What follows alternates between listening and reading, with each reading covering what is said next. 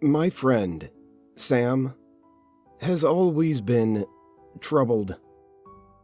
The sort of kid you knew would go down the wrong path and wind up in the news. I remember when the story of Daniel Patrick came out. He was the teen who, back in 2007, took his father's gun from a safe after his parents took away Halo 3. He came up behind them while they were on the sofa watching TV, told them he had a surprise for them, and shot them both in the back of the head. Not long after the Patrick story came out, I remember Sam laughing and telling me, "Dummy got caught almost immediately. If I were ever going to do something like that, I'd be smarter about it." We lived only 3 houses apart, so we used to hang out a lot. Sam was obsessed with true crime, which meant he watched a ton of it. He was drawn to the most heinous stuff, like Catherine Knight, the woman who in 2000 butchered her husband and cooked him up into a meal, and hung his skin up to dry. The officers who came to her house brushed up against the skin, thinking it was a curtain. This was way inappropriate for 12-year-olds, of course, but neither of us had very involved parents. Maybe because of all this stuff, Sam was convinced that evil was pretty much everywhere. Dude, if this is how much we see, the people who are caught, how many do you think get away with it? Not many, I said, confidently. If they did, we'd hear about it in the news. People would be disappearing. But think of how many might be labeled accidents, but are really murders. Falls down the stairs, heart attacks. I bet so many people bump off their folks when they don't want to take care of them, or want their money. Doubt it. It would be so easy. I bet there's tons of murders sliding under the radar because people just don't expect you to actually kill. So easy. In hindsight, this conversation screams red flag. But as kids, we both had morbid fascinations with this stuff. But, by far, Sam's biggest obsession was the piano wire killer, who strangled 4 women in our city and was never caught. I found out from Sam's dad, not from Sam himself, that one of the victims was actually Sam's older half-sister. She was abducted in '99, when Sam was only 4 years old. Like all the victims, she was found naked, her body recovered from the tunnels under Nicollet Island. And finally, I understood the motive for his true crime obsession. He wanted to catch the person who'd killed his sister. He was trying to understand how it happened. When I asked him about her, he claimed to remember her singing to him and playing on the swings, and admitted he watched every scrap of news related to her death that he could. So that summer, I suggested we search. Go into the tunnels and look for clues. Bro! Sam's eyes lit up. That would be awesome. We spent a whole summer scoping out those tunnels, winding through unlit utility passages seemingly forever, through the cool dark. If you know your way, you can crawl through a narrow passage to Satan's Cave, where teens and urban explorers sneak in to drink, light up, and graffiti their names. There are even some carvings on the cave walls people have made of goats' heads and demon faces. But it's mostly just discarded beer bottles and trash. The explorations were thrilling, but the closest we found to anything suspicious was a switchblade, a discarded baby doll, and a loop of wire that seemed likely to have come from a bracelet. Sam insisted the news was all wrong, that the killer wasn't anything like people suspected. Maybe he was right, but he was wrong about the tunnels. There was no evidence there of any killer whatsoever, piano wire or otherwise. After that summer, our interests shifted from true crime to video games. We played lots of shooters. I got into sports, taekwondo, and later rowing, backpacking, any wilderness stuff. Sam got into drugs. We'd still occasionally meet up for a hike. I'd go for the nature. He'd go for the opportunity to light up and escape his parents' constant squabbles. But I saw less and less of him. By the time I entered college, he was in and out of jail, getting into trouble for dealing, for breaking and entering, petty crime stuff. The last time I heard from him was when he called me from jail, asking me to bail him out, reminding me of what good friends we used to be, reminiscing. Hey, Rufus. Remember that summer we spent searching the tunnels? Yeah. Pretty transparent, trying to tug at my heartstrings with a bond that had wilted years ago. But I smiled anyway, because those were better times. That was awesome. We never did find much, did we? Nope. But if we search those tunnels now, things would be different. Hey, maybe we go again once I'm out, yeah? Sure. So, I was wondering if you could do me a favor. Yeah, okay. I was a sucker. I went and bailed him out later that day.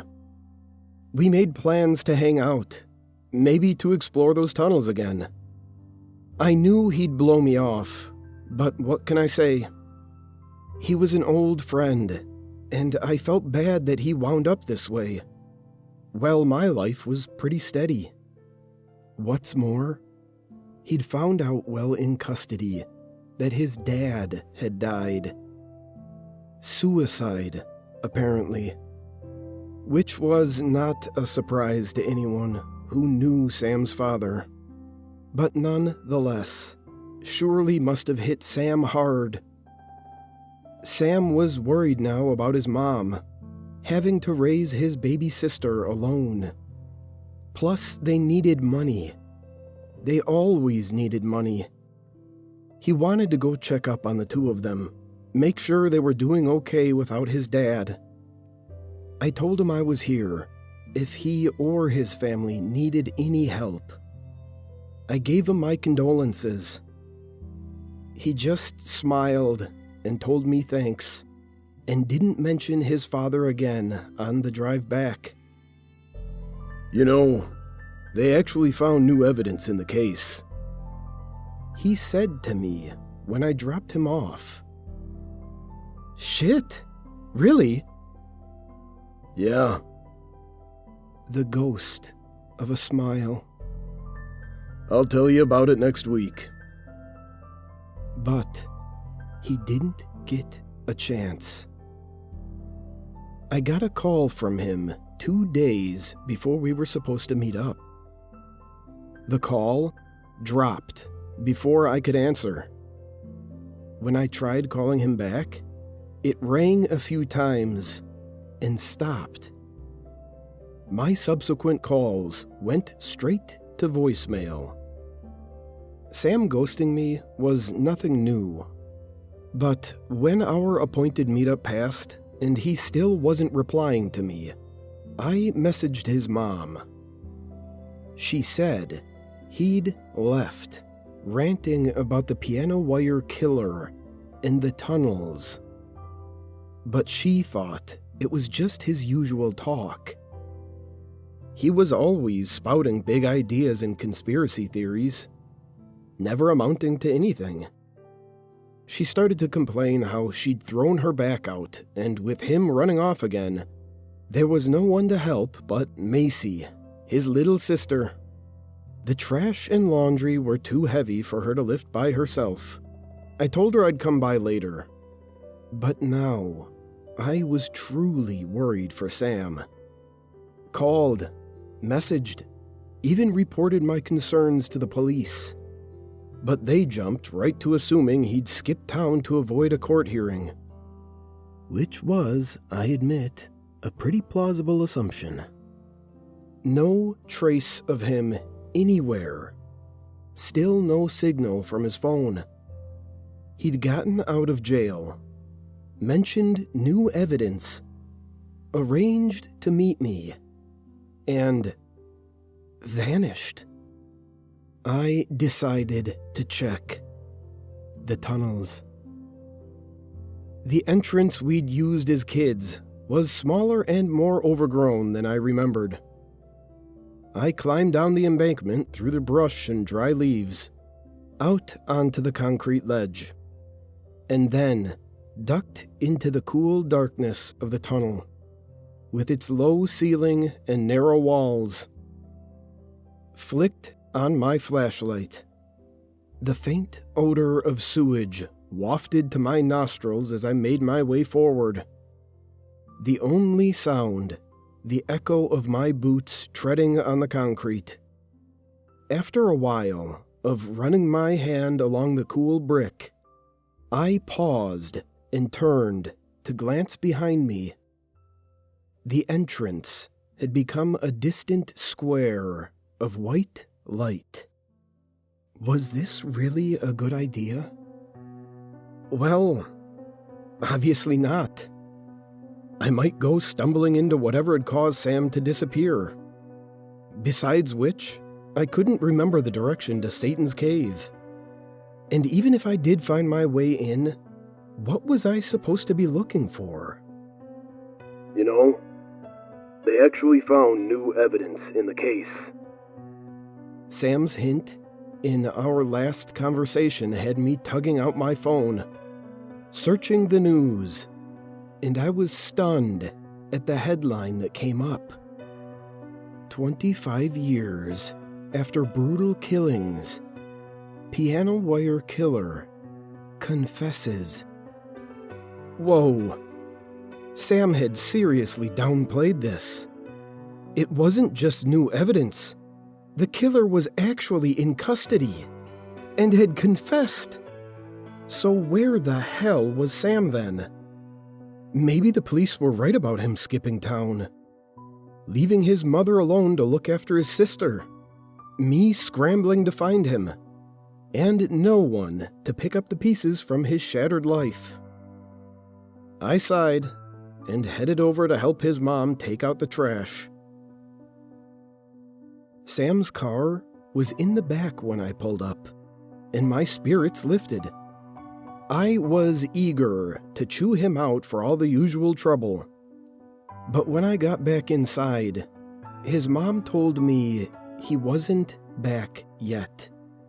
His car battery had died, and he left by bike a few days ago.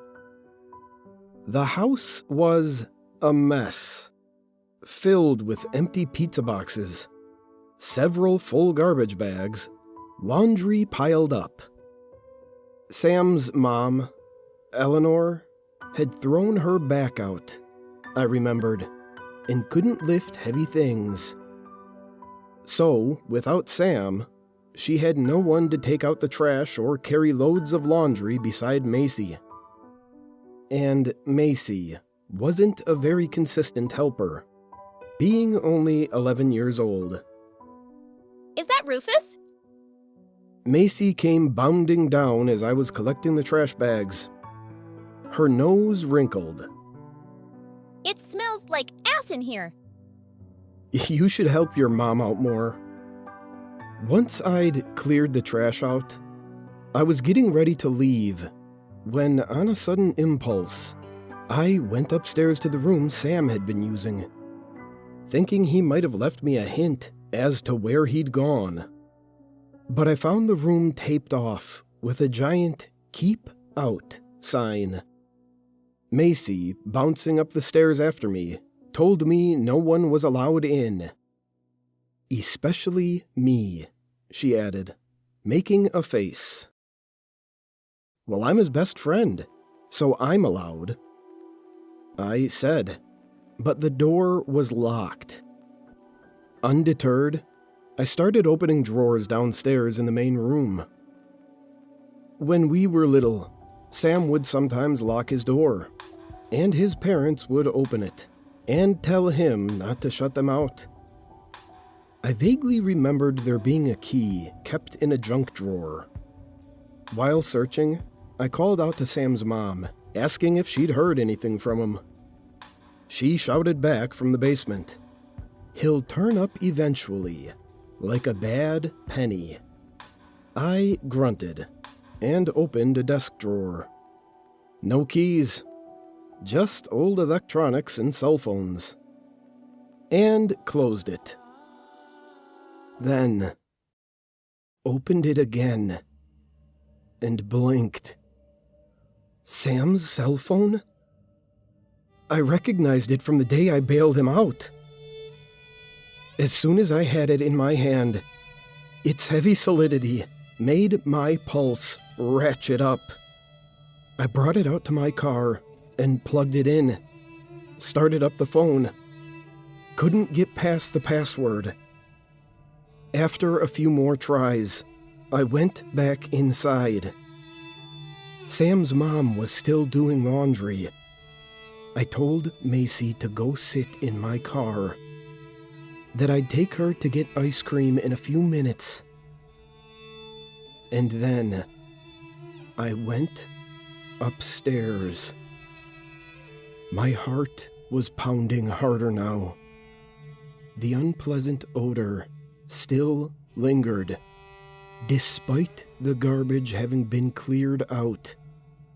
Sweat pooled under my armpits as I peeled the tape off the door and put my shoulder against it. It didn't require much force.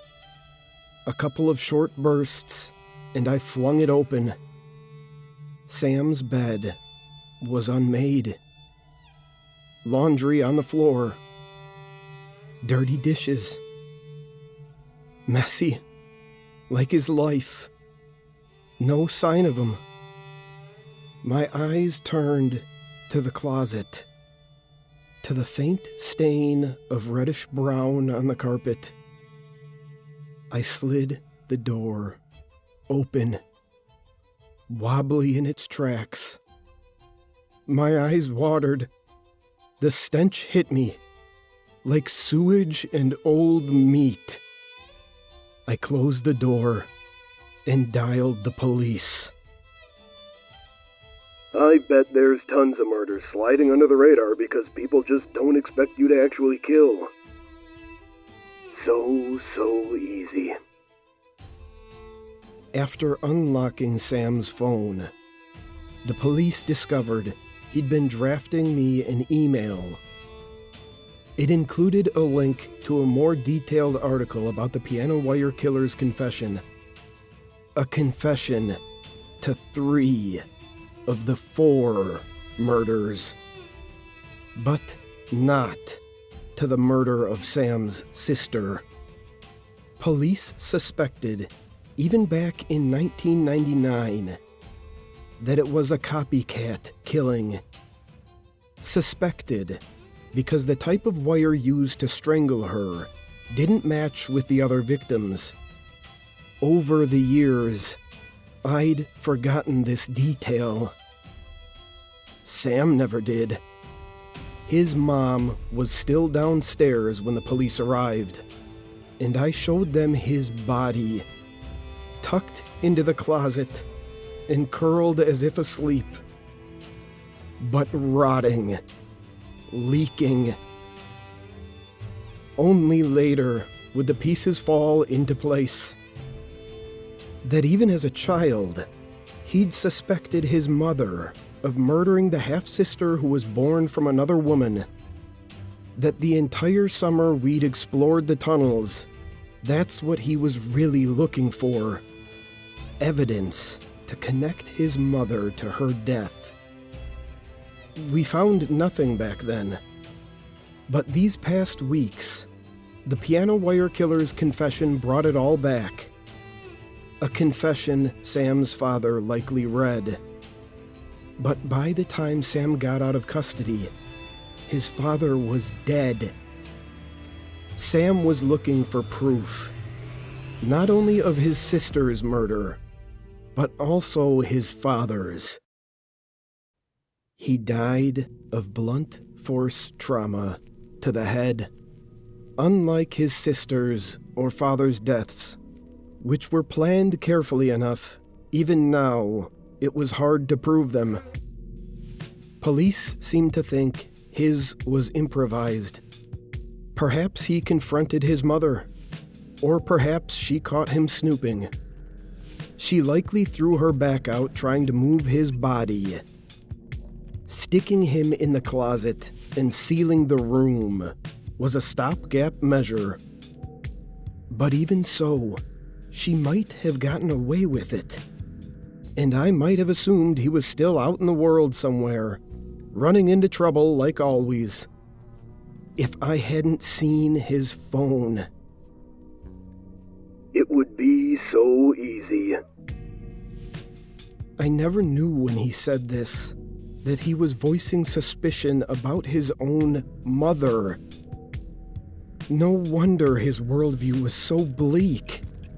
His sense of people one of constant mistrust. He didn't confide in anyone, not even me. But I'm glad the truth is finally out.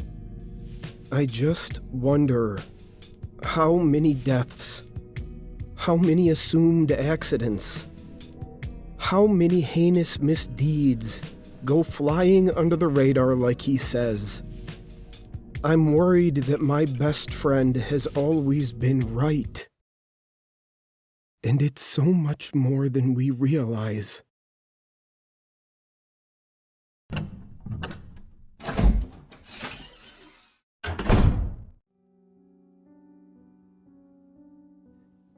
Would you believe me if I told you I'm from another planet? I doubt it. Not many humans believe such a thing to be possible.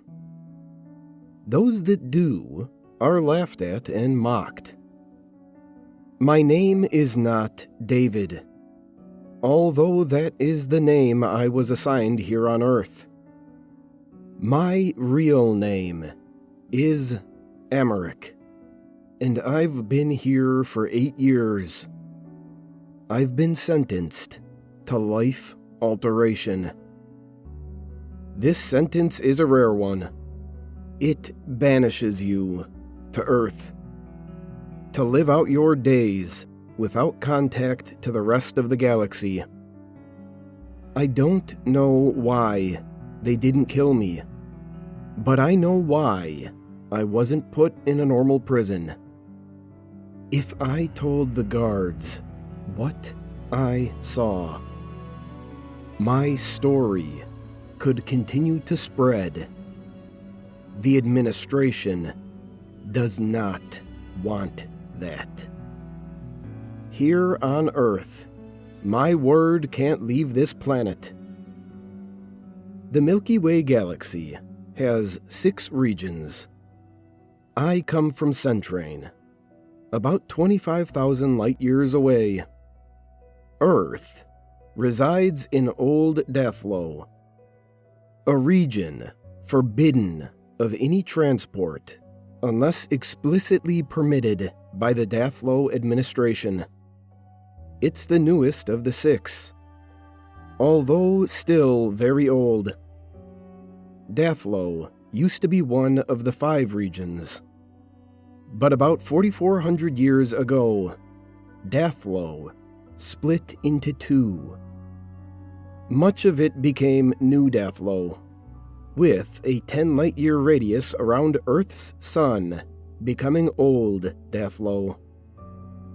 The latter, which we are in, is the only region without an administration, and instead, decisions here are voted on by all administrations.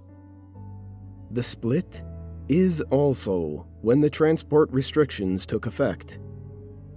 It's no coincidence that Earth gets few visitors from beyond the stars.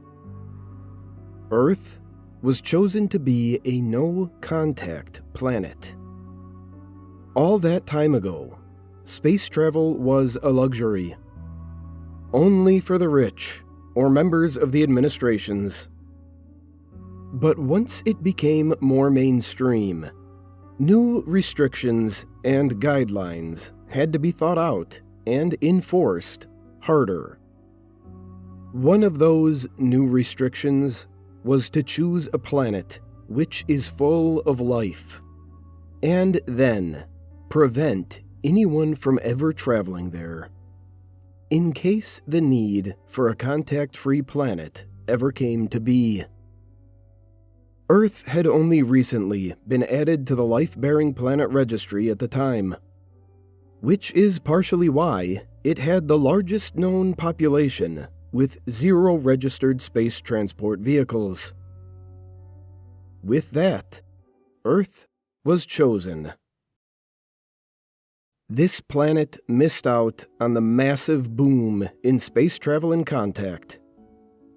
Going from one side of the galaxy to the other would take years, and even a message would take a week. I'm of course translating to Earth time.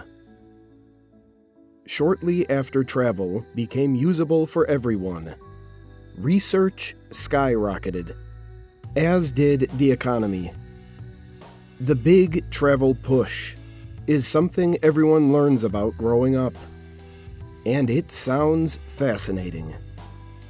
Getting from one side of the galaxy to the other became something you could do in a few days. The messages were practically instant.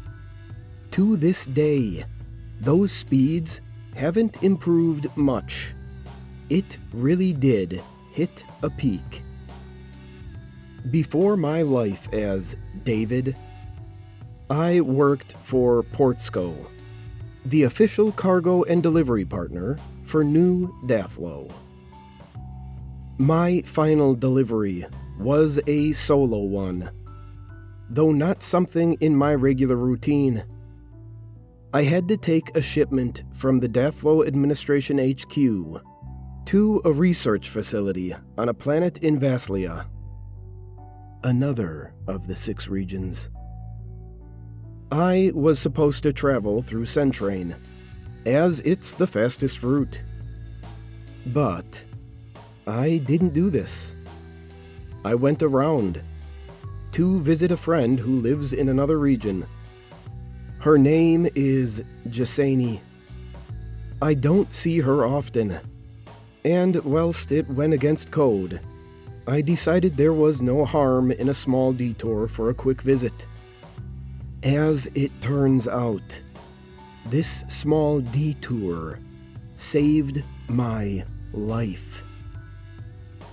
Upon arriving at my friend's home, I went to the back of the ship to check on the cargo. What I found instead was a device, about half the size of me. I stepped closer, noticing a second, smaller device attached to the larger one. I was beyond confused and almost forgot where I was, as my friend seemingly appeared behind me.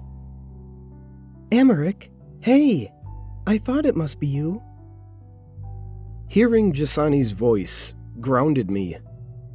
I told her the situation and asked her what she thought was going on.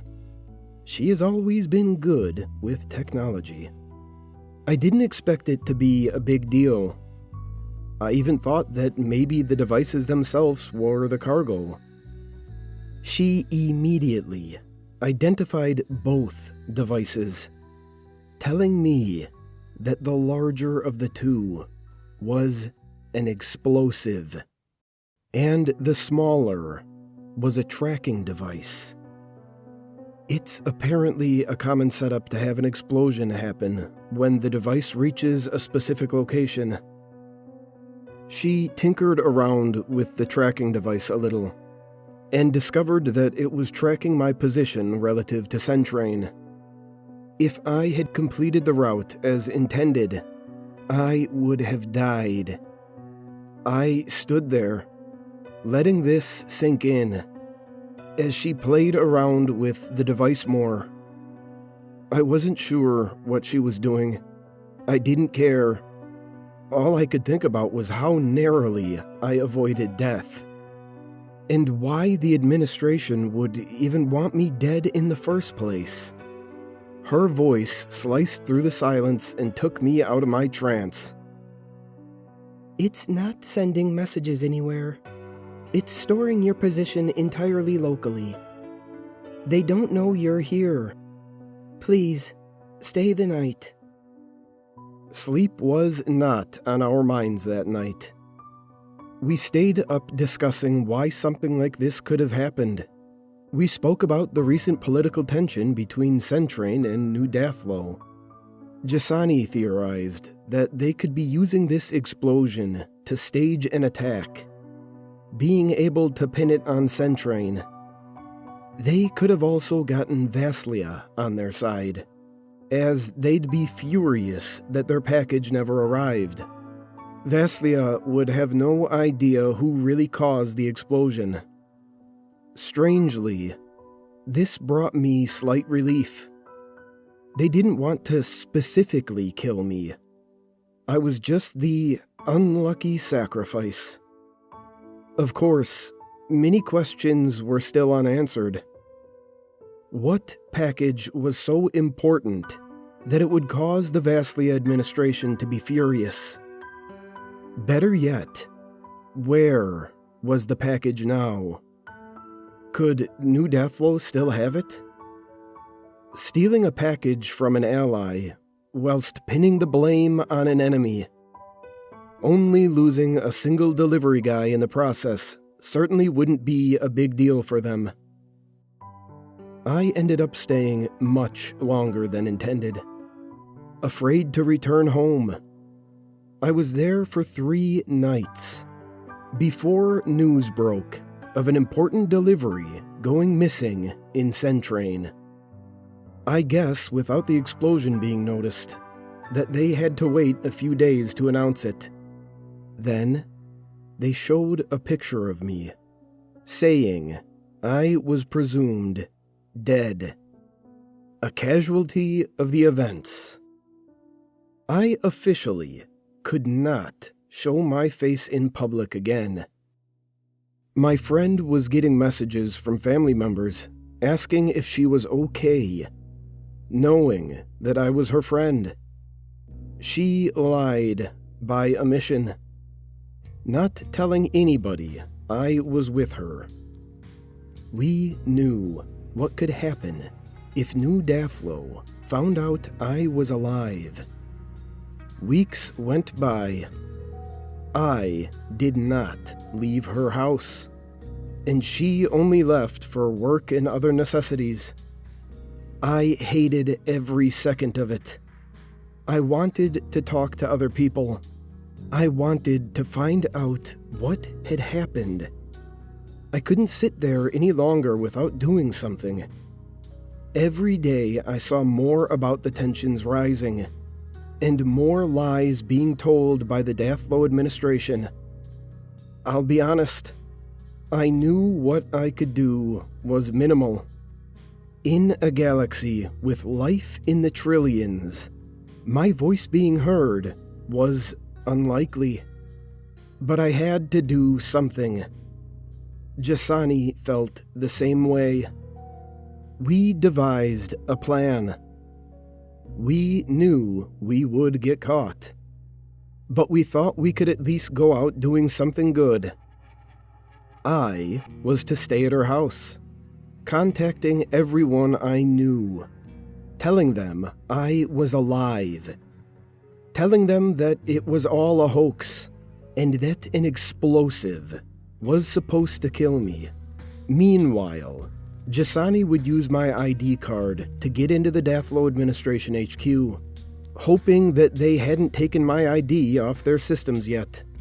She would find her way into the logs and figure out where the cargo was swapped for explosives. Then she would find it and do something? We weren't sure what yet. We didn't even know what the cargo was. We said our goodbyes and wished each other good luck. It wasn't a bulletproof plan, but it was something. I wish every day that I knew I would never see her again. I wish I had told her not to go and done this myself. But instead, I watched as she set off in her ship, unknowing that she would not return. A few hours later, and I'd still heard nothing. I was getting worried. Maybe I got a little too carried away in drawing attention to the situation, but I broke the plan slightly and left her house. I had already called all my family, but it wasn't enough. I needed the public to see I was alive. So I told random people that I could find. Everyone who was anybody. I told them. Some of them didn't recognize me, but most people did. It was successful enough. I got a message from Jasani at this point. She had sent me multiple video files, which looked to be taken directly off of the Dathlo Administration's servers. Somehow, she had done it. She had found what this package was. Part of me wishes I never knew. I have seen far more things than anyone on this planet. Yet, this is something I cannot get out of my head. The first video was eerie enough in itself. 2 prisoners, locked in a room. They had a bed each, and a shared toilet. They also had a selection of food on a shelf, and a television. They were not living happily, but they were alive. The second video showed a strange mist filling the room. You could hear both of them screaming. A scream of agony and pain from one, and screams of horror and sadness from the other. One of them was being killed, and the other was watching it unfold. The 2 screams turned into one as the mist cleared the room, leaving only one person left. What happens next is something I can hardly comprehend. Their tears stopped as they got up and began to look confused. They grabbed some food and started to watch television. The third video showed guards entering the cell, and the prisoner asking, Why are there 2 beds? Who else are you going to bring in here? The prisoner had no memory of their friend ever existing. The mist had not only killed them, but killed any thought of them, too. It seems that physical evidence of their existence is left unaffected, but memories are erased. It was at this point that I noticed the communication network was comprised of 3 people. I thought it was just me and Jasani, but before the video files being sent, there was a message from someone called Kendally. The message sent a chill down my spine. I think they're about to find me. Emmerich, you've been a good friend, and it's been nice spending time with you recently. Jessanine, you will always be the love of my life. Please get out of here. Don't let both of us die. I love you both. I hope we did good. There had been a third person this entire time. Jessany had a partner. I had no memory of them. Not even the slightest. I don't know what happened to Jessany after that, but I know the mist did not consume her as it did Kendally, because I remember her vividly. I was arrested shortly after and brought down to earth without any of my possessions. I can only assume that Jessany landed the same fate as me, and I have spent the past 8 years trying to track her down. New Dathlo has a weapon. They can take out powerful leaders and nobody would know, as nobody would remember. At least, as long as they remember to destroy all physical evidence manually. As far as I'm concerned, they have what is possibly the most powerful weapon in the galaxy. I'm making this post today for a reason. 2 reasons, actually. The first is that I've noticed a lot more UFO sightings in recent months. I've even had some first-hand encounters with seeing something flying through the sky. I know these are not general citizens, as I know the rules of Old Dathlo. This can only be official members of the administration, and their reasons for visiting Earth so frequently cannot be good. My first thought is that they want to test their mist in a larger population, erasing random people from this planet. They won't kill large amounts, as they want to keep Earth alive as a testing ground.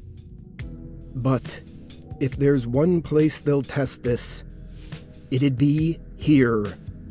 This leads me to my second reason. Yesterday, I walked into my bedroom and saw a framed photo on the wall. It had me and a woman I'd never seen before. We had 2 children. I think I had a wife and kids. I think the mist took them from me. Keep an eye out for anyone you don't recognize in your photos. It's important to stay vigilant and aware. This planet is nothing but a prison and a testing ground to them, so they won't hesitate with who they erase. It could be anybody. Jessany, if you read this, please contact me.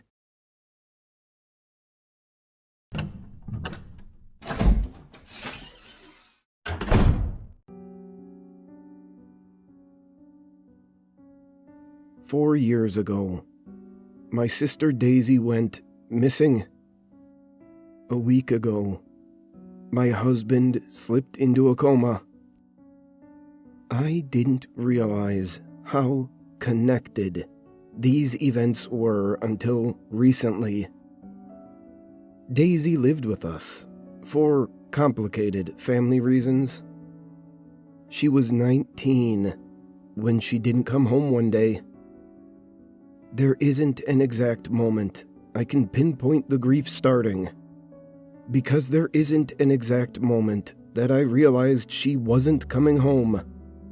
It was a gradual realization over the course of 2 days, mainly because it wasn't unlike her to be out all night.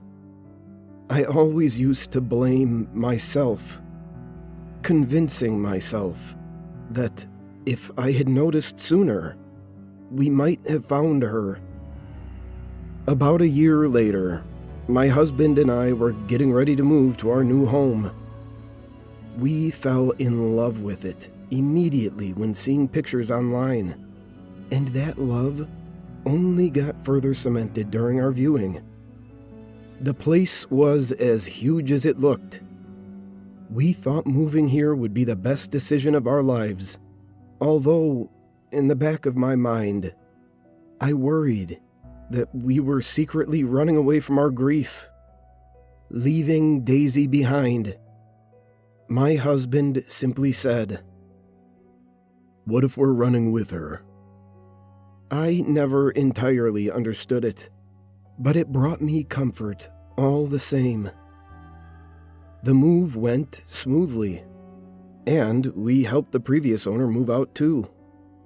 He was an elderly man with no family, so we felt it would be polite to help out. Before leaving, I remember the words he spoke so vividly. "You'll think you want a big home, until the responsibilities get too much." We both seemed to feel happier after moving, and it even allowed us to explore new hobbies. One of the first things my husband did was set up beautiful flower beds outside. I had never known him to have such a green thumb in the past, but he seemed to really enjoy it. The outside of our home became full of life, as did the inside of my mind. For the first time in a while, I was happy. I always told him how proud of him I was. Every week, he'd buy the same huge bag of cat food. Not for a cat. We don't even have one. Apparently, it's just the best fertilizer. It made me laugh. It sounded ridiculous. But something must have worked. Those flowers bloomed all year round. I lost him without losing him. I woke up without him in my arms and went straight downstairs to find him. I found him unconscious on the kitchen floor with blood coming from his lower leg. I don't know how long he was there, but the blame set in once again. If I had found him sooner, would he have been okay? I called an ambulance right away, but he never regained consciousness. The doctors aren't sure he ever will. When I found him, he was laying next to the well. The previous owner told us he discovered the well whilst having work done on the flooring. He decided to incorporate it into the design, making it level with the floor and giving it a tempered glass top. It dates back to the 1800s, when this building was first constructed as a pub. My husband found it so interesting, always being sure to show it off to any kind of visitor we had. I always just found it creepy. We don't even know how deep it goes. The bottom is never visible. Last week was my first night alone, without my husband in years. I thought I wouldn't get any sleep, but maybe the exhaustion caught up to me. I fell asleep instantly upon touching the soft blankets. I remember so vividly dreaming of Daisy. That is when the thunder began. I woke up in the night to a booming crash. Thunder echoed all throughout the house for at least an hour or so. It frightened me at first, but as the noise died down, it actually became soothing and helped me gently get back to sleep. The next morning, I walked back to the hospital to see my husband. The ground was dry and warm. There was no evidence of the storm I had heard loudly visiting the neighborhood on the night prior.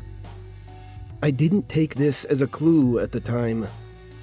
It just wasn't my biggest concern. Going to see him felt similar to looking for Daisy. With her, we would go out every day, physically searching for her and places she might be. Now, instead, I wait next to my husband, hoping, wishing for him to come back to me. The next night, the thunder came back, louder and longer this time.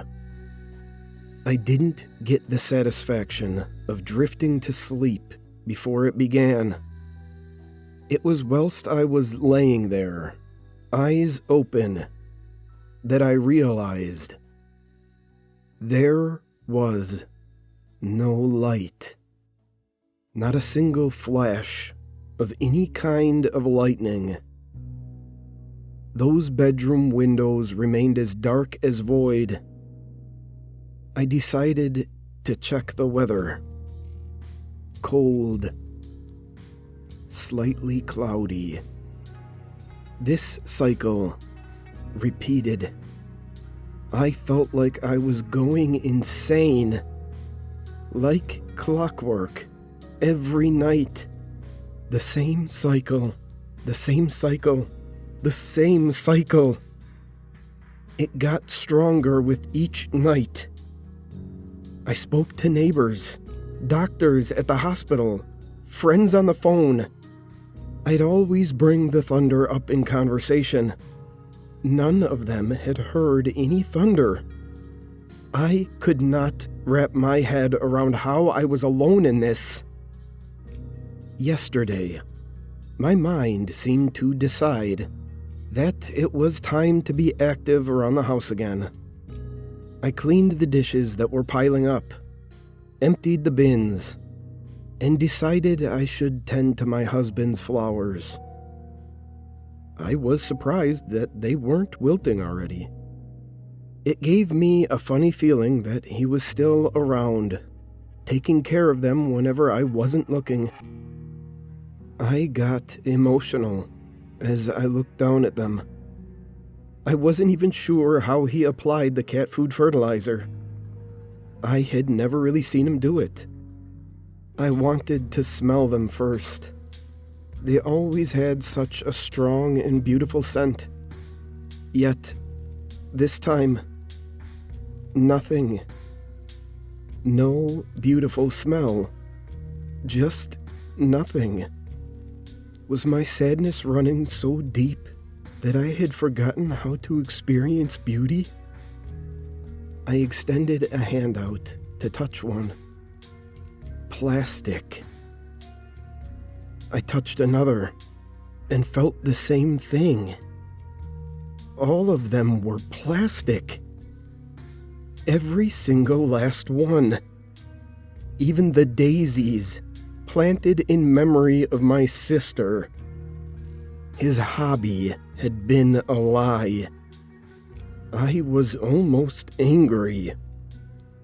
But all that emotion came out as tears as I settled for just feeling empty.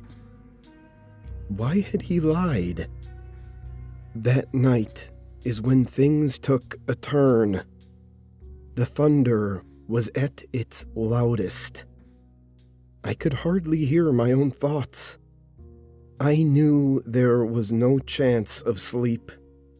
I decided to get a glass of water, a decision that changed everything. As I stepped down each step, the noise seemed to somehow get louder. Step. Step. Step. I stepped into the kitchen, and the noise stopped. I tensed up, bracing for the next crash to cut through the silence. Yet the silence remained. Relieved, I flicked the light switch, only to be met with more darkness. The bulb was busted. Fantastic. But at least the noise had stopped. I made my way through the kitchen. The cold feeling of glass at my feet confirmed that I was walking right over the well. I shivered, but not because of the temperature. As my feet made their way back onto the tiles, they hit something far too early. A tile seemed to be broken, or out of place. I couldn't tell. And whilst I could get a glass of water in the darkness, I could not deduce this foreign feeling without the light. So I went to get the spare bulbs down in the basement. Truth be told, I hadn't been down there since we moved to the house.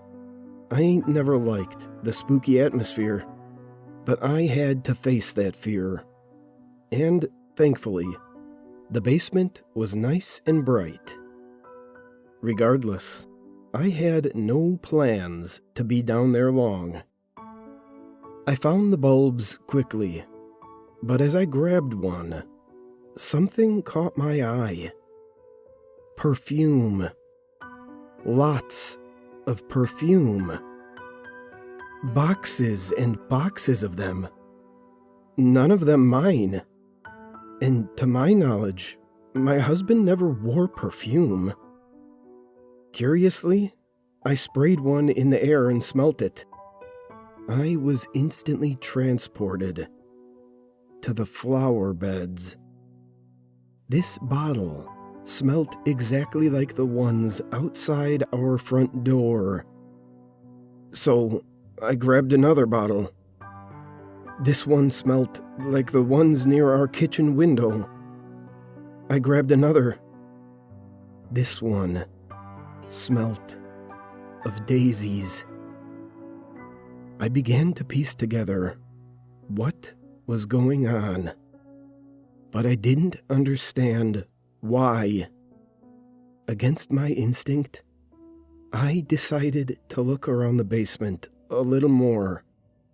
I discovered a wooden box with a label. The Well Diaries. It was locked. Next to it was a collection of framed photos. Each of them contained different people standing at the well. The earliest dated to 1910, and the latest was of my husband, by himself. I had no idea this photo existed. Who even took it? My husband had been lying to me about the flowers, but it seemed like he may have been lying about more, too.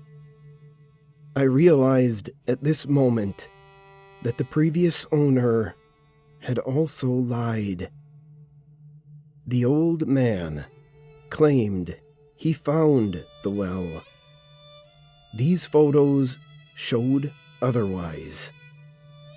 It was never covered up to begin with. I also found an MP3 player with only one song, Daisy Bell. The one that goes, my sister had always had that. as her ringtone. The final thing I found creeped me out too much. It was a calendar. My husband had marked off every single day. Of course, stopping the day he fell into his coma. There was a note attached. Feed her every day at 7 a.m. I turned around and headed back to the kitchen. This was all too much to handle. I just wanted to get a glass of water and get back into bed. Maybe in the morning I'd have a clearer head and be able to draw a rational conclusion. I went to replace the bulb. Yet, in my confusion, I had forgotten to turn off the light. As the new bulb immediately turned on as it screwed in. The almost blinding brightness isn't what startled me.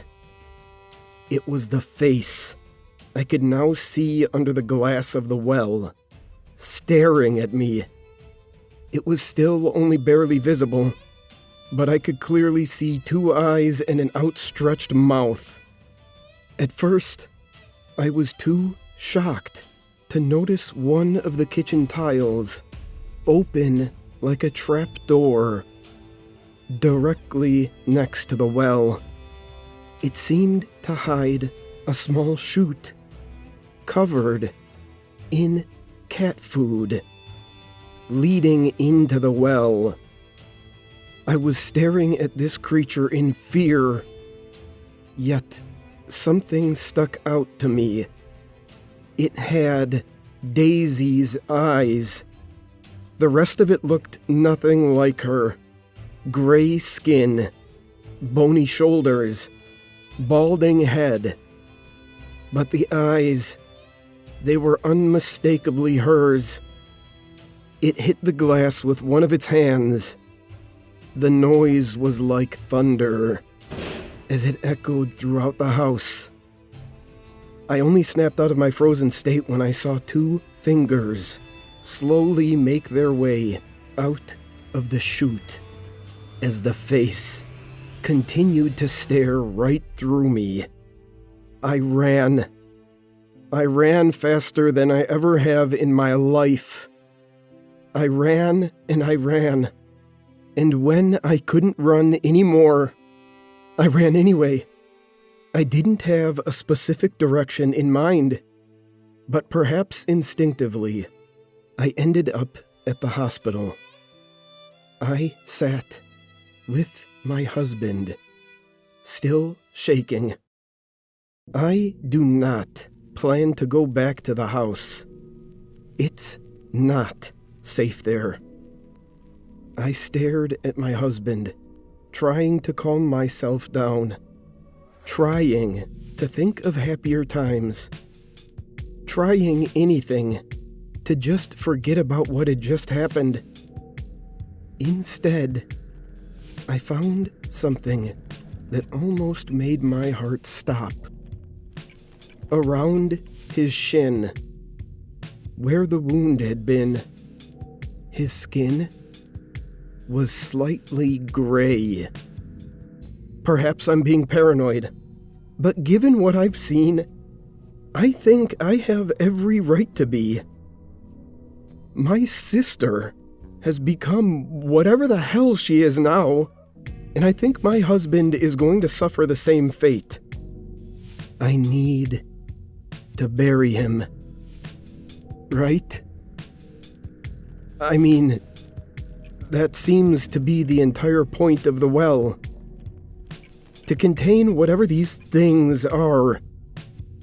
Clearly, they can't be allowed out.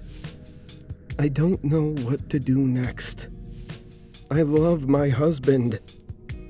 I don't want to have to do anything to him, but I don't want him to become one of those things either. Perhaps I should track down the previous house owner. Perhaps I should try to read the well diaries. All I know is that I can't just forget this and leave. Whatever has been happening in that house, I want to end the cycle.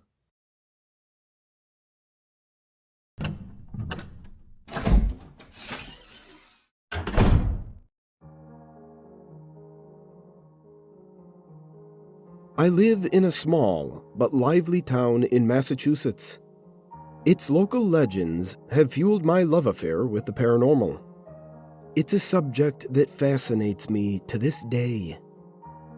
Coupled with insomnia, this passion led me to spend many a night at the nearby cemetery, hoping to see a ghostly apparition while walking through to pass the time. These outings were unfruitful, void of all activity, supernatural or otherwise. My dream of stealing a glimpse at what comes after eventually subsided, but I continued to visit the graves. It was a place where I could collect my thoughts when sleep eluded me. One night, however, something changed. It was a dark spring evening. I was bored, couldn't sleep, and felt the need to do something outdoors in the cool night air. As it so often did, the local graveyard called out to me. I obliged, unable to resist the allure of its calming nature. Sometimes I was even tempted to set up camp there and sleep amongst the dead. Knowing this would be frowned upon, and perhaps morbid, I settled for my walks. They were enough to make me at least somewhat weary by night's end. After a couple of hours there, I decided on one last stroll along the headstones in an attempt to become tired before heading home. Upon starting my walk, I noticed something. There was a light on in the groundkeeper's shack. It wasn't like him to be working so late. This wasn't completely out of the ordinary until you factored in the large, gaping hole nearby, big enough for several caskets. It was a miracle I hadn't fallen into it earlier in the night. Curious as to what the old man was up to, I crept over to the shack, making my way to the busted window on one side. What I saw was strange. Inside were 9 men wearing tattered blue shrouds, partaking in a makeshift feast. The main course was an oily, red stew with a horrific smell that permeated the shack's walls and ventured up my nasal passages, tempting me to gag. The men winced when putting it to their lips, save for 3. A tall man at the end of the table, and the 2 sat beside him. When the feast was over, this tall figure stood up and addressed the room. "Hello, newcomers. I hope dinner has been to your liking." He spoke with a firm voice. It resonated through the shack and beckoned even me to listen. "Now that our bellies are full, Elijah will explain the rules of your impending trial." I listened closely. It seemed the men in the shack were part of a collective known as the Bloodlights. The trial the tall man spoke of was something akin to a medieval gladiator sport used to initiate new members. I listened on as Elijah divulged the game's inner workings. Fearful, but curious. 2 teams were to disperse to opposite sides of the cemetery, each consisting of 4 members, 3 blood runners, and 1 blood baron. The initiates would be the runners, and the tall man's henchmen would act as barons. There was one more participant to be discussed. The tall man himself. He was the Blood Keeper.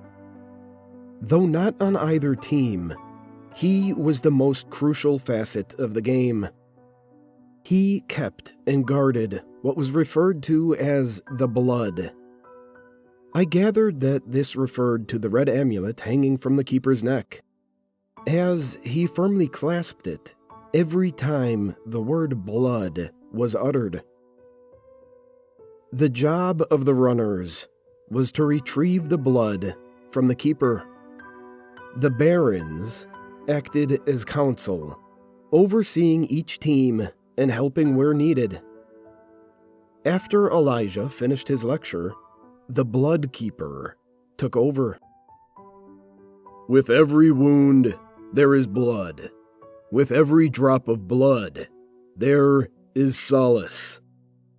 Without death, there can be no light.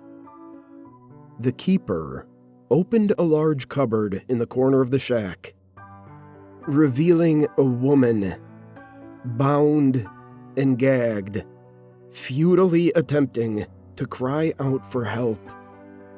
My heart sank. This was not your normal, run-of-the-mill cult ritual.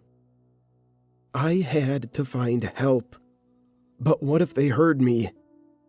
Unable to nail down my next course of action, I was immobile, frozen in fear. The Blood Keeper continued. The light of blood can only be seen in death. Pulling a large red dagger out from his cloak, he grabbed the woman and plunged it into her gut. I watched in horror as the life left her eyes. She began to shriek, but was soon cut off by a cut to the chest, followed by a final blow to her neck. I was mortified. After throwing his kill to the floor, the Keeper pulled out 3 vials, filling each of them with the blood that dripped from his blade. This was the blood the runners were after, not the amulet. This is all the blood I have to offer. That gives, at most, 3 of you the opportunity to become bloodlights. And remember, you are being watched. Those who fail to collect must be disposed of. The same goes for any outsider you encounter.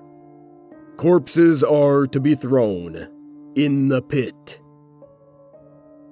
Dear God, I was truly in danger. That's what the nearby hole was for. The perfect hiding spot for a mass grave. You must stop at nothing to obtain one of these vials. All others will be sacrificed. Your thirst for blood must be as strong as your will to live. The men exited the shack to begin the trial. I scurried silently to the wooded part of the graveyard and hid behind a large tree, not wanting to end up like that poor woman. I just needed an opening to escape without being noticed. Glancing out at the cemetery, I saw a runner knelt before a grave, eyes closed. I assumed this was a requirement before the game commenced. A perfect chance for me to make a run for it. Let the trial begin. The Blood Keeper's voice echoed through the trees before I could take even a single step toward safety. My survival still hung in the balance. Using a moonlit pool of water by my feet as a reflective surface, I watched as Elijah and 3 runners strategized just 10 yards from my position. My heart was pounding so hard, I was worried they would hear it. Between the beating in my chest and the conspiring whispers that filled the forest, my ears were consumed with an unsettling symphony of torture.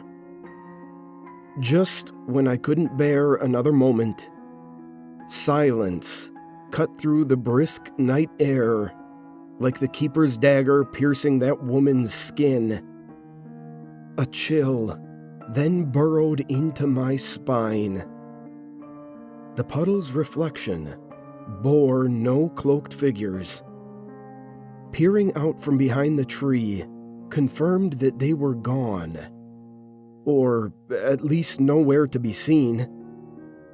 This was my chance. Looking off into the distance, I saw a tomb by the main road, maybe 100 yards away. It would provide the perfect cover to escape towards civilization, but there was no way I could waltz over there without being seen. The woods wrapped around the cemetery, so running from tree to tree would strengthen my odds of survival. I took a deep breath and braced myself. Without so much as a second thought, I dashed to the next tree on the path to safety and took cover. I then gathered my wits and surveyed my surroundings. No cloaks in sight. I sprinted to the next tree and took another glimpse out at the world. The coast was still clear. As I was about to take off in the direction of my next hiding spot, panic set in as my feet inexplicably left solid ground. My blood ran cold as I was lifted into the air by some unseen force. The next thing I knew, my body was hoisted up and placed atop a tree branch. There, I was greeted by the unnerving sight of my captor, a blood runner. I didn't scream or try to get away. It would be no use. I sat there in terror and exhaled what I thought would be my last breath. Instead of gutting me, the man spoke. What's your name? I was too shocked to respond. Come on now. Who are you? He spoke clearer this time, revealing a slight English accent. Look, I noticed you at the window over there, eavesdropping. If I wanted you dead, I could have had you killed then. I want you to help me. Help you? Yes. I'm going to use you to my advantage. I take it you know what we're doing here, and you know the rules of the game. I nodded slowly, still shook. Good. With you, I might be able to turn the tables and get the upper hand. I was frightened, but I calmed down enough to focus on the runner's plan. See that tomb over there? That's where the Bloodkeeper is. My stomach turned. To think, this guy may have just saved my life. I need you to go over to the tomb and open the door. Slowly. The Bloodkeeper will surely take a swing at you. Just as he's about to end your life, I'll swoop in and end his. But why? That's not part of the game. Right you are. You need not concern yourself with the why. Just know that if you don't do as I say, I will kill you myself. Now get going." The man gave me his cloak for protection and pushed me out of the tree. I didn't want to risk facing the Bloodkeeper, but I didn't want to perish at the runner's hands either. My fear of dying kept me from deviating. I again ran from tree to tree, eventually making it to my destination. The stench of bloodshed wafting through the air as runners fought for control of the field. With my back pressed to the cold, aged stone, the pull to escape grew. The main road was within reach, but the thought quickly subsided. I was far too worried the Englishman would catch up with me and take his price. He was able to climb a tree and lift my weight into it without a sound. It was clear he possessed the agility and stealth needed to take me by surprise during a haphazard run for the hills. I sighed in defeat, knowing that one way or another, I would probably die that night. Mustering up every bit of courage I had left, I crept around the tomb and faced its door. My shaking hands reached for the rusted handle and pulled it towards me. Before its hinges could even creak at the motion, the door burst open, pushed from within. The force knocked me over, my head connecting with the unforgiving ground. The moments that came after remain fuzzy. The Bloodkeeper towered over me, half of his body in shadow, the other soaked in moonlight.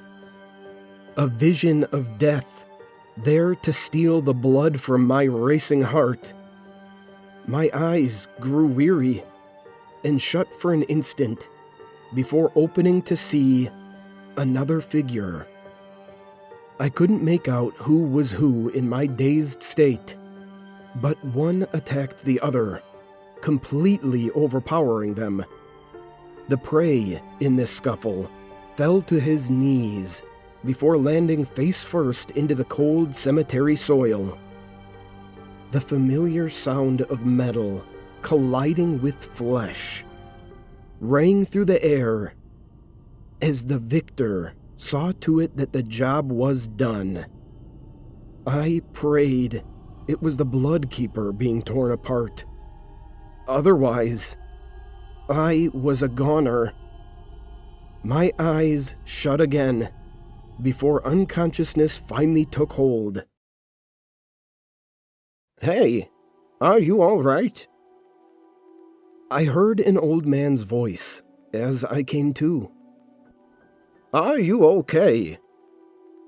I opened my eyes to see who it was.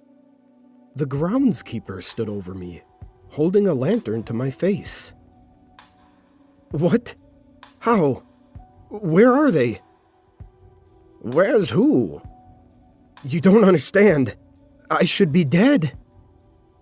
The groundskeeper stared at me, confused, but then smiled. "Come on, you'll catch a cold out here."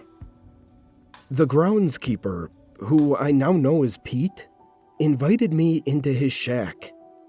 He prepared some food and tossed me a blanket to keep warm.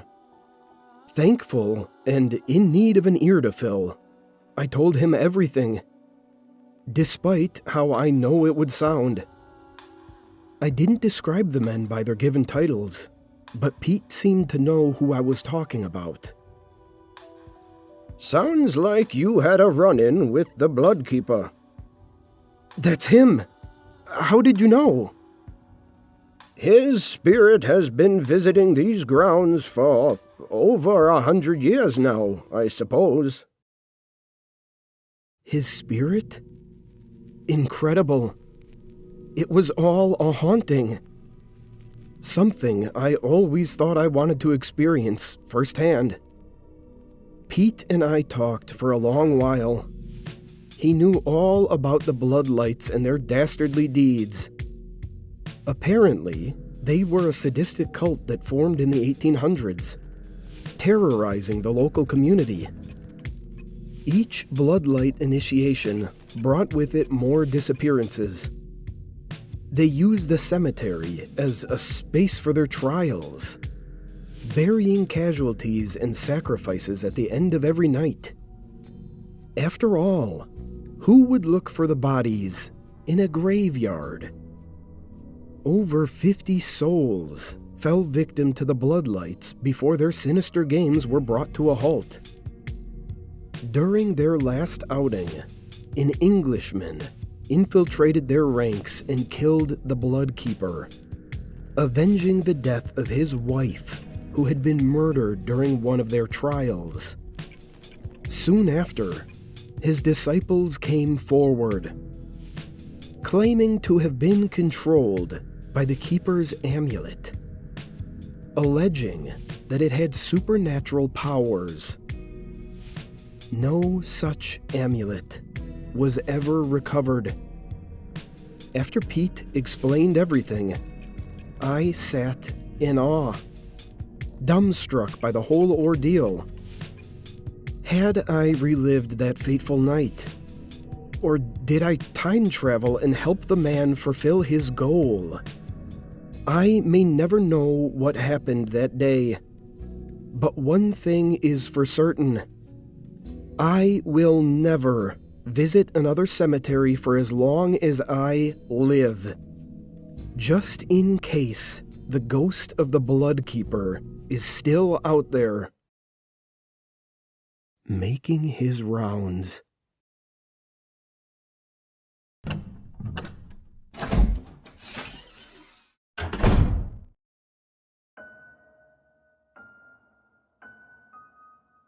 I know most people find it disturbing, but someone has to do it. I collect dead bodies. It's something I do every day, and it almost never changes. My colleague gets to the scene first to do all the prep work. I turn up a while later to transport them where they need to be. Not many people know about what I do, but my lack of conversation about it is not out of shame. I am proud of it, and I simply don't want people to view me any differently. Usually, everything goes smoothly. I turn up. The body is already concealed in a bag, and I load it into the vehicle. The whole drive is just me and a body in the back, and maybe my colleague on some days. But yesterday, the drive did not go as it should. The events that transpired mean I will live in fear for the rest of my days, and may have to give this up. I turned up to the scene. It was a fairly large house on the outskirts of town. A guy that lived alone and never really spoke to anyone. My colleague had probably been the first person to step foot in that house, besides the man himself, in years. I myself, probably the second. The door had been left unlocked, and I went inside the building. My colleague never leaves the body out in the open, for obvious reasons. Even if the death was outdoors, the body is moved indoors. Sure enough, as usual, a large blue bag full of bumps made the faint outline of a human. It takes a bit of effort to move it into the van, but no more than a few minutes. Picking up a limp, lifeless body is second nature to me. I've been doing it for years. I got the bag down in the back of the van and drove off, headed for the other side of town. It was dark out, and the roads were empty. This is how I like to drive. 5 minutes into the journey, I heard a groan from behind me. A raspy, shaky, agonized groan. It was loud and sharp, piercing through the sounds of the night. The fear that shot through me is indescribable. I felt a pit open in my stomach as every muscle in my body tightened. My hands jolted so hard that I nearly crashed, but I kept control. The back of the van is too dark to see into, so I grabbed my flashlight from under my chair and pulled the vehicle to a complete stop. As I shone it into the back, I saw something I had secretly always feared. The bag was sat upright. I crept closer, trying to be silent. A muffled voice from within the bag spoke. Hello? Who's there? I can hear you. I wasn't sure what to do. My colleague always checks their pulse. Had he made a mistake? He must have. I slowly unzipped the bag. As the man inside began to scream, we stared at each other, both of our eyes showing the terror within us. His cries echoed beyond the walls of the van, out into the darkness. I wanted to join him and cry myself, as I knew what this meant, but I held it back. In a blind panic, I took my flashlight and struck the man on the head. I know that's unprofessional, as I didn't want to damage his skull, but it was my first instinct. It didn't kill him, though. It didn't even knock him out. He fought me, and I wasn't strong enough. He just kept screaming, "I know what you did, I know what you did." Why couldn't he be like the rest? I'm ashamed to admit. He got out. He opened the back doors of the van and got out. He was smart about it, too. He climbed over fences, so I could only follow him on foot, to stop me from driving after him. After just 5 minutes, he was far enough ahead that I could no longer hear him. And after 10 more minutes, I knew I had lost him completely. I phoned up my colleague and told him. We were furious at each other, yet upset with ourselves. How had we both messed up? In my opinion, he's more at fault than me. He usually strangles them properly. How had he messed this one up? The flashlight to the head, even if it had worked, would have still ruined the skull. Strangling is the only way that leaves the body in pristine condition. The way I like it. I didn't get to add this body to my collection. And for fear of being caught, I may have to stop my hobby of collecting corpses entirely.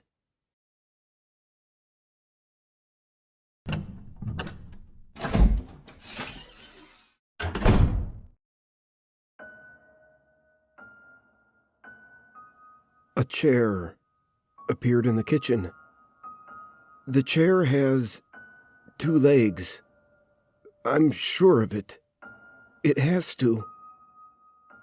I count them several times a day. 1, 2, and it ends there.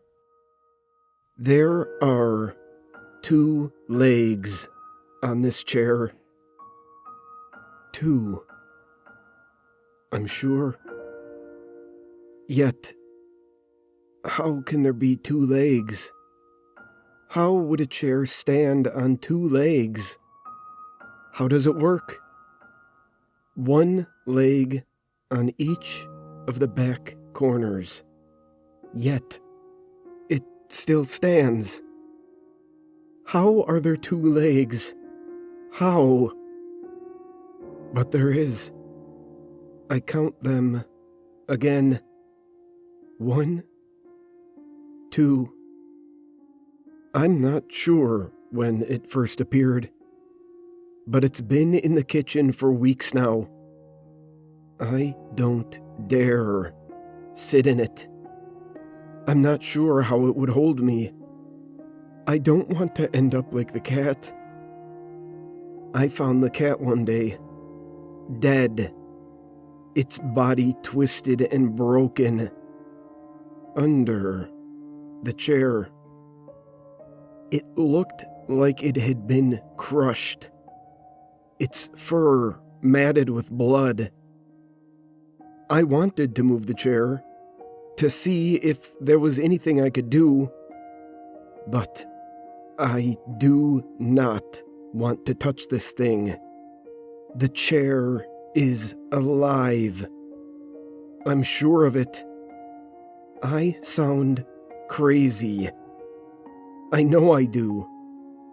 But it's waiting for me to sit in it, so it can kill me, like it killed the cat. But I'm not going to give it the satisfaction. I'll never sit in that chair. 2 days ago, 2 agents knocked on my door. They were investigating something, but wouldn't tell me what. They wouldn't even show me their badges. How was I meant to know who they were? I turned them away, but they came in anyway. As soon as they saw the chair, one of them called someone, and the other one spoke to me.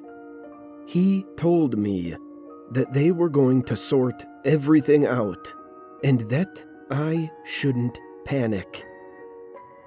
I could hear the man on the phone. Briefly, he mentioned something about dimensions. A scream came from the kitchen, followed by the sound of liquid spilling.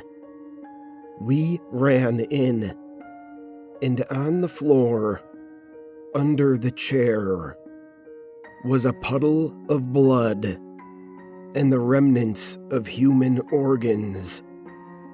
A hand was left on the floor. It's etched into my brain, and I can never unsee it. The chair has 2 legs. I counted them. 1, 2. The other agent knelt down to get a closer look. He seemed unfazed.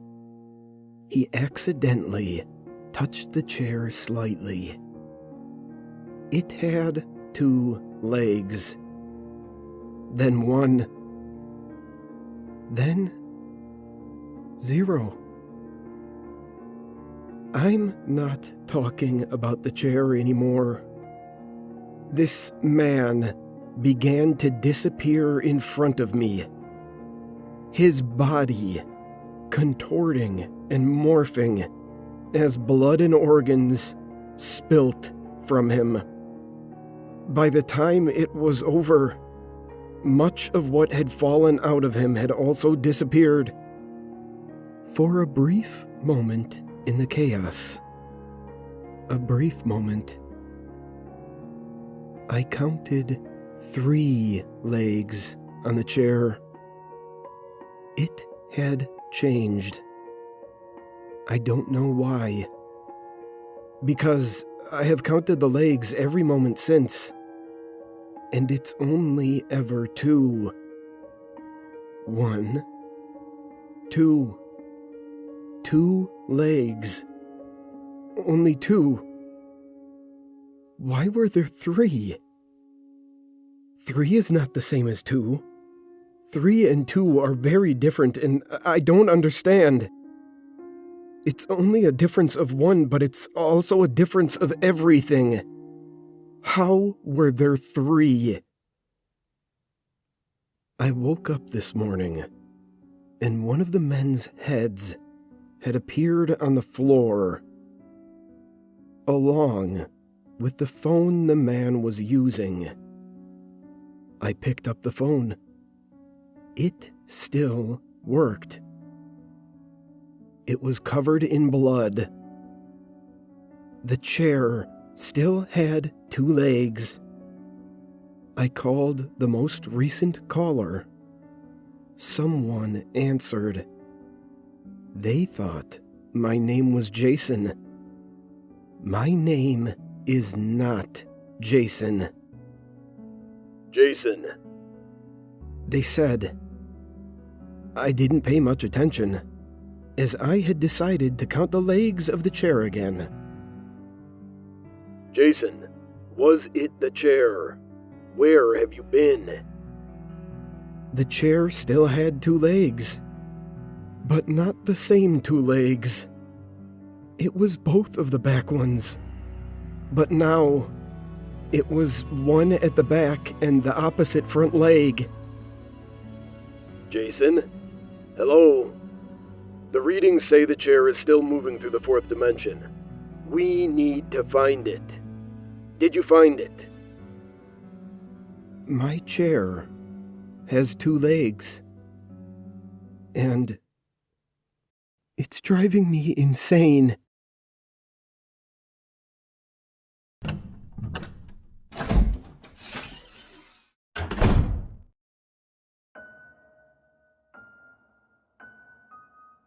The spoon floats above my kitchen countertop. I don't remember when it appeared. I think it's always been there, choosing to be ignored. Once I noticed it, I was immediately afraid.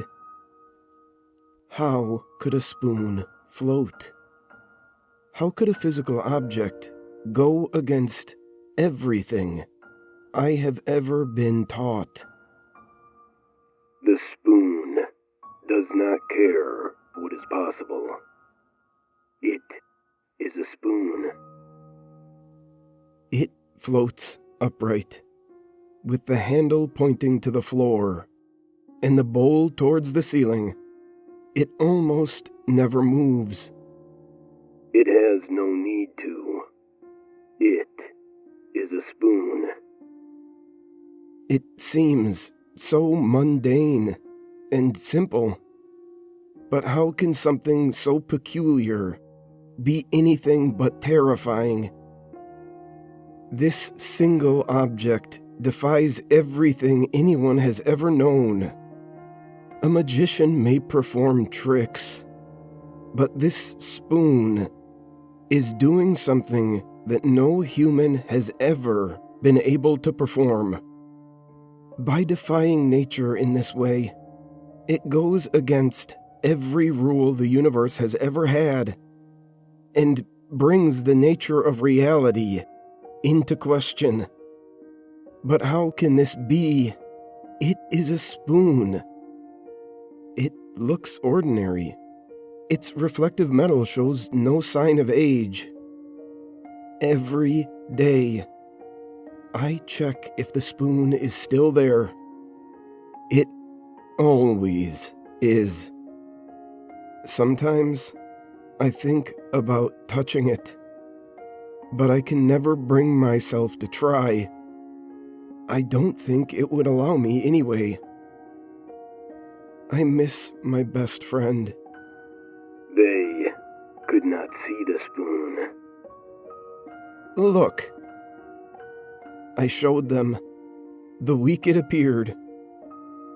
Do you see it? His blank expression, staring right through to the countertop, showed me that he could not see. Perhaps his mind could not comprehend it. Or perhaps he was not chosen to have this revealed to him. I should have never attempted to show anyone. Unveiling the spoon is not my decision to make. Before he could speak, the spoon moved. The only time it ever has. It lodged itself under his eyelid, only the handle still visible, protruding from the small gap in his eye socket. The handle tilted upwards, putting pressure onto his eye until it no longer remained in the socket. We were both probably screaming, but I don't remember. My mind was too broken to hear. Blood poured to the floor as the spoon continued to move inside his head, as if it were searching for something. It moved effortlessly, like digging ice cream out of a pot. After what seemed like minutes, although it may have been closer to mere seconds, the spoon returned to its original position, completely clean. The crystal clear reflection of the room remained on its surface. No hints of the horrors that took place just moments prior. At first, my friend fell to the floor. Then, suddenly, he was no longer there. I didn't see him disappear, but I didn't look away either. It was as if different parts of reality seeped together, closing around him. The whole room looked as it always had. I began to wonder if I was crazy. Had anything even just happened? Things were happening too fast for anything to seem real. Things still don't seem real now. I never saw my friend again. I've never told anybody what I saw. I'm not even sure how I would. Today, as I entered my kitchen, I stepped over the spot where my friend had once been. The spoon was next to me. I tried to ignore it, as I often do.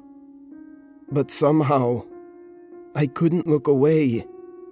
Something in the spoon caught my attention. In the inverted reflection, where the bowl curves inward, I saw my friend lying at my feet in a puddle of blood. His eye lay next to him. I tried to look away, but I was not allowed. The privilege of ignorance was taken from me as I relived the events that took place against my friend. Yet, all the while, a single thought lodged into my brain as the spoon had once lodged into his. Why is this happening to me? This kitchen utensil doesn't care what anyone thinks. It exists as a portal to the unknown, the only connection between reality and unexplicable terror. It could have been any object, any physical thing. But here it is, manifesting in my kitchen, a few feet away from where I make sandwiches. It is not a spoon. It is a herald of darkness.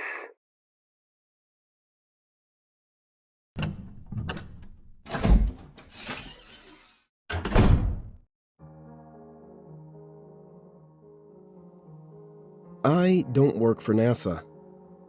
I'm a lowly office tech at a company affiliated with NASA.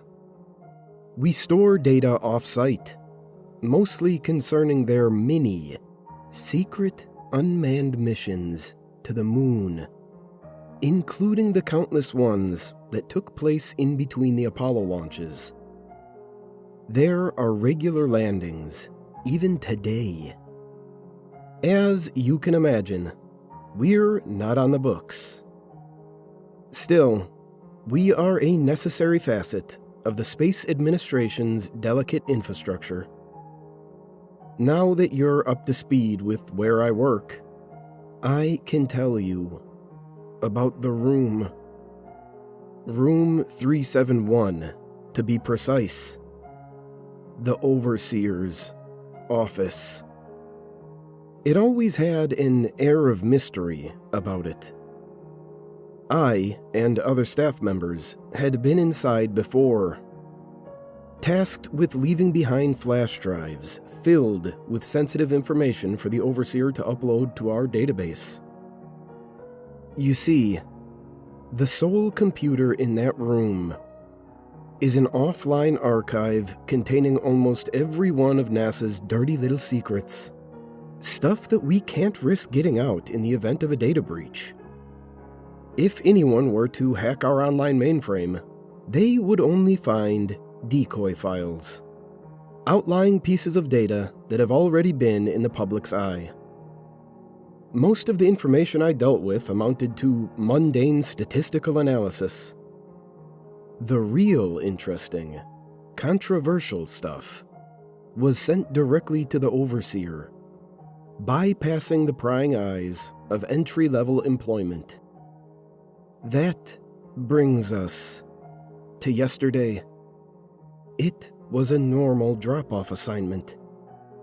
Bring the flash drive to room 371, leave it on the desk, and shut the door on your way out.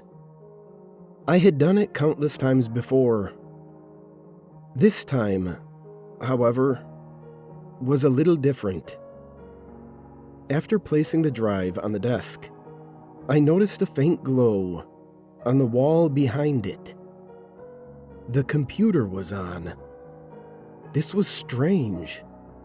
It was always shut down by the Overseer after a data dump. The only times I had ever seen it turned on were on days when he was in there, still working. I admit, my curiosity got the better of me. With a slight spike in adrenaline, I walked around the desk and sat at the chair, ready to take back at least one mystery to the hive mind on the main floor. The convenience in this moment cannot be understated. I later discovered that the Overseer was sick and had rushed to the bathroom, where he remained for at least 40 minutes.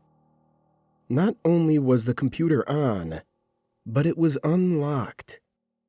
Even our personal workstations required a series of passwords that changed daily.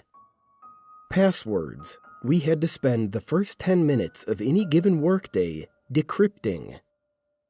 This was the one and only chance I had to placate my curiosity and dig for the buried treasures of NASA. I knew there just had to be something in the confines of our database that would elicit a gasp or mouth drop. Something I would remember for the rest of my years. In settling in at the desk, my heart pounding at the thought of the Overseer's return, I noticed the computer was calibrated just like the rest of our PCs. Because of this, I knew just what folders to open and what digital stones to turn on my hunt for secrets. Most files were your run-of-the-mill storage vessels. Data pertaining to the boring truths of the trade, statistics and physics predictions. After a few minutes of searching, I almost called it quits. But one document caught my eye. It was titled Project Burial at Sea. This was what I wanted. A classified NASA project never before released to the public. In this moment, secrets were revealed to me. Ones I soon wished I had never unearthed. As is common with these types of documents, the jargon was very straightforward and low on description. As such, I had to piece together bits of information to form a clear picture of the proposal and subsequent missions that apparently started at the turn of our current century. What I discovered did indeed elicit a gasp. It also made my skin crawl. Project Burial at Sea was, ironically enough, a fail-safe against information leaks. It implemented the pre-existing infrastructure of NASA's unmanned missions to dispose of cracks in the system. That is, individuals likely to come clean about privileged information. Yes, you heard right. Individuals. NASA was killing off would-be whistleblowers to protect their assets. The initial proposal called for sending the bodies into deep space, but too many unknown variables presented themselves. If even one probe was knocked back to Earth by an asteroid or unforeseen space event, the entire operation would be done for, especially if it landed in enemy territory. At that point, another country could use it to blackmail our government for aid and financial gain. Burying the bodies on the moon prevented this and eliminated all potential evidence tying anyone to the crime. The people who vanished made up a very small portion of NASA, so the ratio of missing persons in relation to their workforce was barely disrupted, deflecting any potential suspicion. After a rigorous sterilization procedure, the bodies are stuffed into the hollow spaces of the previously unmanned probes. Once they reach the lunar surface, they are collected by rovers, of which there are many more than you're aware of, and buried in craters of a specific section of the moon's dark side. In other words, mass graves. The rovers later collect samples to determine the long-term effects of the soil on human decomposition. This was not the purpose of the project, just an added benefit. I was floored. This document was not what I expected. I couldn't believe this sort of thing would happen in our country, and at NASA of all places, an organization I was involved with. After closing the file and navigating back to the home screen, I left room 371 and shut the door, my worldview shattered. Upon returning to my workstation, my coworker, Bill, questioned me. Jack, where were you? Did you hear the overseer retching in the bathroom? Poor guy has that stomach bug that's been going around. I politely nodded, but offered no response to the initial query. Still shaken, Bill buried his face back in his work. Eventually, the overseer returned. The sound of room 371's creaky iron door slamming shut behind him as he resumed work at his desk. Beads of sweat formed above my brow as I wondered if he would notice something amiss and know I perused the archive. My heart began racing as the paranoia took hold. I had to tell someone about my discovery. Perhaps I misinterpreted the information. Maybe Bill could put my mind at ease. He was a nice guy, not the type to break a promise or betray his fellow worker. Bill, have you heard anything about NASA sending corpses to the moon? He stared at me a moment, an overly serious expression painted across his face. Then, he laughed. Jack, you are a card. Where do you come up with this stuff anyway? You should write a book. Without so much as a sound to alert his arrival, the overseer put his hand on my shoulder. I nearly jumped out of my skin. Jack, I've been meaning to talk to you. A big promotion in the works. Meet me in my office in 10 minutes. With that, he loosened his grip and traveled back to room 371. My eyes widened, and my heart sank. Bill noticed something was wrong. What's wrong, Jack? You look as though you've seen a ghost. Promotions are a big deal around here. Only one every few months or so. Lisa was promoted last year and went on to supervise one of those unmanned probe launches. Haven't heard from her since. I turned to Bill and met his gaze. Bill, it's been nice working with you. He smiled before turning back to his computer. You too, Jack. 10 torturous minutes came and went. I hesitantly made my way to room 371 and slowly opened the door. The overseer gestured for me to come in. Have a seat, Jack, and close the door. I unwillingly obliged. The thought of making a run for it crossed my mind, but I knew the security detail at the front gate would stop me.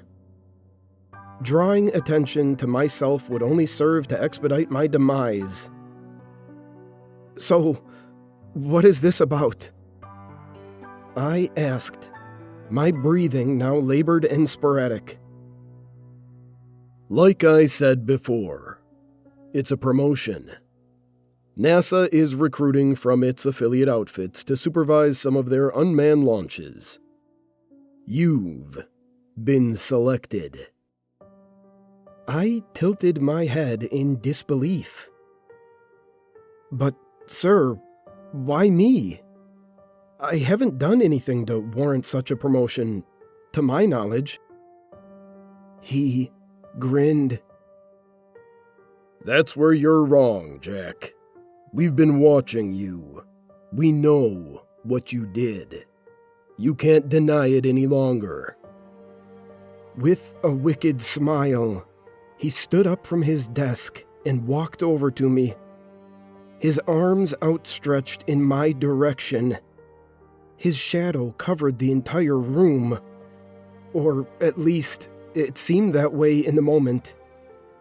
Without realizing it, I had backed myself into the corner, almost cowering in fear. That's when the door opened, and my co-workers flooded the room. Surprise! I stood upright, shocked. What's going on? Bill responded. Don't you know what day it is, Jack? The overseer pointed at his wall calendar. It was September 18th, which, according to them, was my hire date. It all makes sense now. It was a ruse. A practical joke at my expense. The overseer sometimes did this on workplace anniversaries, but not for many years at this point, and never to this elaborate extent. I didn't even realize what day it was until they pointed it out. Did you really think I would leave my computer on, unattended? Bill chimed in. Bodies can't even decompose on the moon, Jack. There's no air. They both let out hearty laughs. I laughed too, thoroughly relieved. The rest of the afternoon was nice. After all was said and done, we returned to work, invigorated by the positive surge of energy and morale. After finishing my leftover tasks, I left with a smile on my face, happy to be Earthside, alive and well. This mood would follow me the whole way home. But it wasn't alone. When I parked in my driveway, someone pulled in behind me. The overseer stepped out of the car and greeted me with a friendly wave. Jack, can we talk? House calls were unorthodox in our line of work, but not unheard of. Of course, Coulter. Please come in. He followed me inside and joined me in the living room. I sat down, but he paced at the fireplace, looking over my family photos on the mantel. You know, what Bill said was true. Bodies don't decompose on the moon. That bit was added by NASA. They put falsehoods in all of their classified documents. It's another fail-safe, a detail they can point to in the event of a leak to make it seem illegitimate. I was utterly confused. I'm not sure I follow.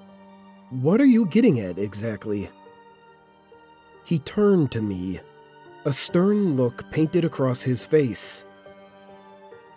It's all real, Jack. The dead bodies, the craters, everything. You should have never sat at my desk. I chuckled. Come on, Coulter. The joke's over. No need to drag it out. He wasn't laughing. This is no joke. You were hired in July, not September. I sent out a last-minute memo to everyone in an attempt to avert your suspicion. Here, we can discuss things privately. Very funny. You're forgetting about my wife and daughter. A smirk touched the side of his cheek. He tossed me an envelope. Inside were photos of my wife picking up our daughter from school. My heart sank. What the hell is this, Coulter? Are you following my family around? We've intercepted them. Let's just say they'll be late getting home tonight. The gravity of the situation was beginning to sink in. If everything I saw was indeed real, then I was now a target. I would soon become the next NASA casualty buried at sea. If I didn't escape and get help, Charlotte and Leslie would never be saved. My eyes darted for the door. Coulter noticed. I wouldn't run if I were you. I didn't come alone. My blood boiling. I was tempted to lash out in anger. Don't worry. They're safe. I remained silent, but livid. There are things in this universe you can't begin to understand. Things not only above your pay grade, but above your understanding. Things human words could never hope to describe. Human? I asked, perplexed by the wording. Yes, Jack. Let me show you. What happened next was enough to put my mouth on the floor. Using his right hand, In a single circular motion in the air, Coulter opened a portal. A fucking portal! One that seemed to connect my living room to the moon. I could even see Earth off in the distance. What in God's name is that? I shouted. "Come, Jack. Get a closer look."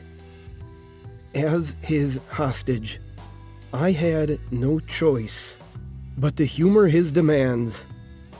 Upon stepping up to the void, still frazzled, I saw it. A crater filled to the brim with corpses. Why are you showing me this? I asked in a shaky voice. "Just watch, Jack." I looked back to the scene and noticed something at the edge of the crater. 3 shadowy figures, far too tall to be human. They extended their arms, and a glow rained down from the space above the crater. The corpses, they moved. I watched in horror as the bodies were reanimated. But these were not living beings. They were shells, controlled by a puppeteer, bent to its sinister will. The 3 shadows became one and formed an archway. A blinding brightness poured out from within. One by one, the corpses walked into the light, until, finally, the crater was emptied. Then, the light dissipated, and the shadows spun in unison, taking off at great speed into the abyss of deep space. With another wave of his arm, Coulter closed the portal. I was speechless. You see, Jack, Project Burial at Sea is more of a safety measure. It's a necessary sacrifice to them. So, all those bodies? No. Only some were would-be whistleblowers. The rest, John and Jane Does, left at morgues across the country with no relatives to claim them. Where do they take them? To the place where they live. There, they are forced to build, stuck in the space between life and death for an eternity. Slaves of an alien race. It's a truly terrible fate. We would all be there right now, if not for the deal we struck back in 1947. These creatures don't bode well in our atmosphere. We placate their every need to keep them from developing a technology capable of mitigating the effect our air has on their bodies and spacecraft. I couldn't believe it. Everything I knew up to that point was a lie. Coulter walked to the door. I like you, Jack. That's why I'm telling you all of this. I want to keep you on. You're a good man and a good worker. If you don't want to end up like the poor souls up on that hunk of space rock, you'll keep your mouth shut. I heard a car pull in outside. Looks like your wife and daughter are home. We just took them out for ice cream. Before closing the door on his way out, the overseer turned back with a smile.